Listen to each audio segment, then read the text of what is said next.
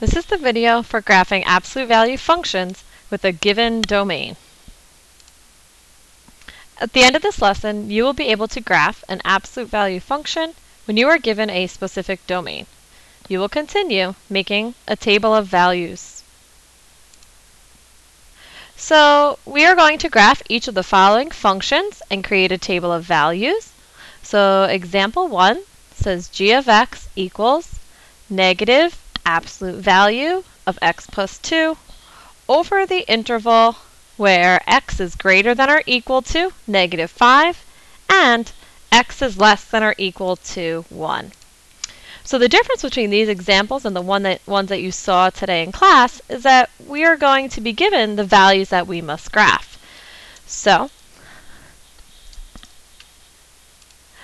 this interval here really tells me my domain. So these are the x values that I'm going to use to put into my table. So let's make this x, and I can see that my function's name is g of x. So instead of going into my calculator first and finding the vertex, I know that the x values that I must use range from negative 5 to positive 1. So I'm going to put each of those values in here, including whole numbers only.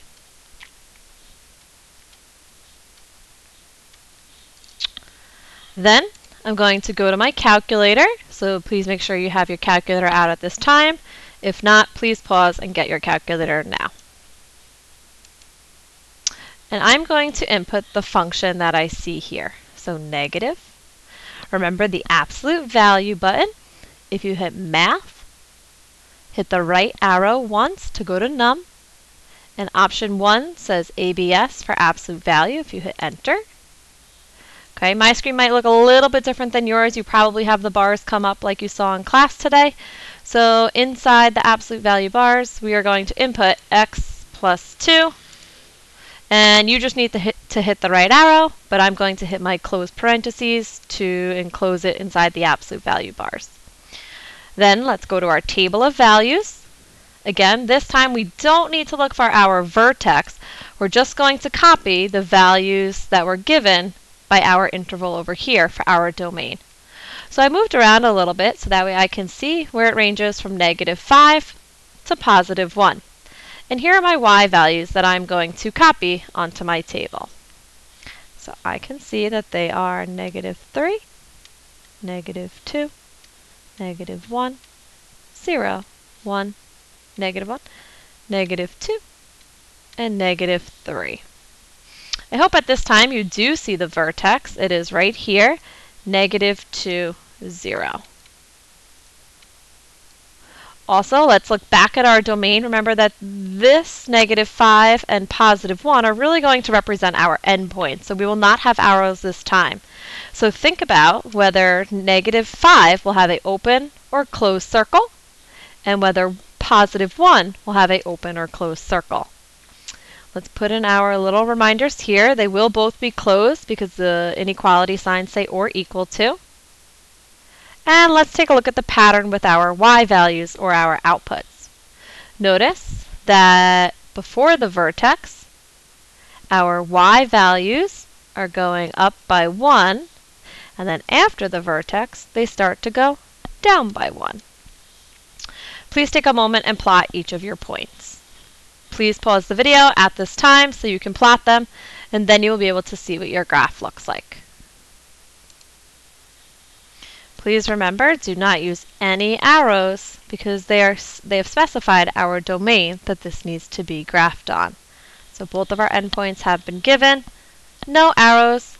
Let's label our vertex. And I can see from my table the ordered pair is negative 2, 0. And also somewhere on your graph, please label this as g of x equals negative absolute value x plus 2. So don't forget, we must always label the function. Let's take a look at example 2. Here we have graph y equals 3 times the absolute value of x minus 4 and then minus 5 for when x is greater than or equal to 0 and x is less than 6. So again, we are not graphing the entire function because the domain has been given. Let's label this as domain, which means we don't need to go looking for our vertex. We're only going to use these x values no matter what happens. So here we have x. In this case, our function's name is y, and I will go from 0 until I get to 6. Let's think about the type of circles or endpoints we are going to use on this one, where x is greater than or equal to 0 and less than 6. If you were thinking that we are going to do a closed circle on 0 and open on 6, you are correct. Now we can go to our calculator to help us find our outputs. So let's input this function. Let's go to y equals and clear whatever is there. So we are going to input it exactly the way that we see it here. 3. Now we need the absolute value bars, so math, num. You can hit enter. Remember, you'll have the bars pop up. Mine's a little outdated, the calculator here, and that's okay. So we have x minus 4.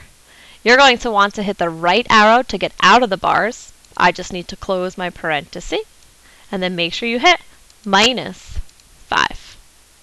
Let's go to our table of values to find the outputs. We know that the first one is 0, so we want to scroll down until we get there. And there you have the outputs. So let's copy them onto our paper now.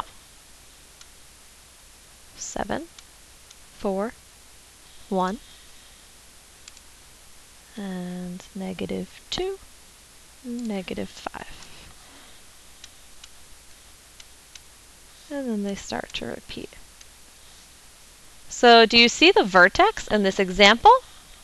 Here it is. 4, negative 5, because I can see that negative 2, 1, 1 repeats around it, and so on. So here's our vertex. Let's see if we could spot the pattern of what is happening before we reach our vertex. If we go from 7 to 4 to 1 to negative 2 to negative 5, well, in this case, we are subtracting 3. Then our turning point, things start to turn around at the vertex. And then from there on out, we begin adding 3 the rest of the way. Please take a moment to pause the video, only plot these points, and don't forget to think about the types of endpoints that you are going to use for this time. Please pause. Here's the graph of y equals 3 times the absolute value of x minus 4, and then minus 5. Let's label this one here.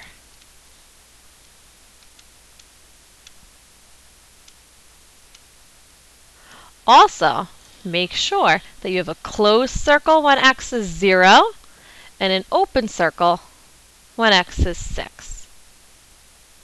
Oh, I also just need to fix one thing here.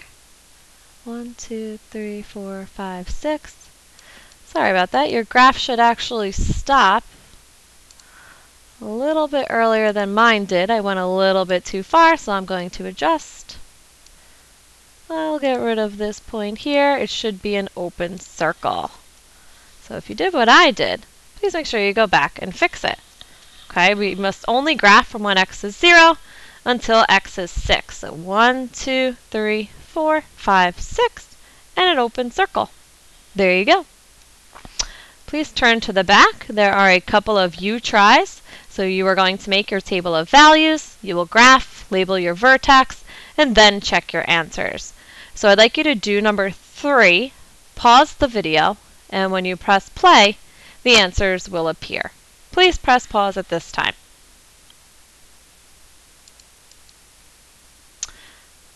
Here's the graph for h of x. Notice in my table, my vertex tells me that it is negative 3, 0. I can see that my points are going down 1 each time to get to my vertex or the turning point, and then from there on out they start going up by 1. Or we could say that the first piece has a slope of negative 1 and the second piece has a slope of positive 1. No arrows. Please make sure it is open on this end at negative 5, 2, and over here it is closed at 3, 6. Also, please make sure you label it. So I'm going to put that up at the top here. H of x equals the absolute value of x plus 3.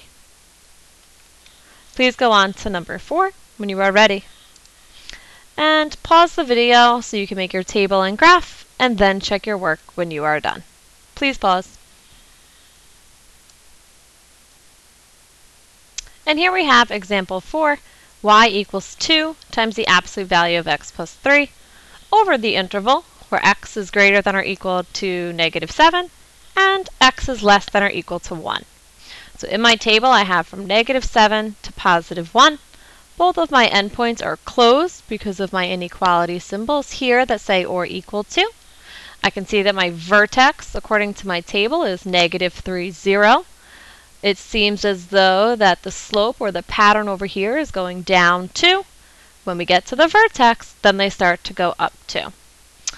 Please make sure when you graph you stopped at your 2 endpoints. They do have closed circles, no arrows, and you have your graph labeled.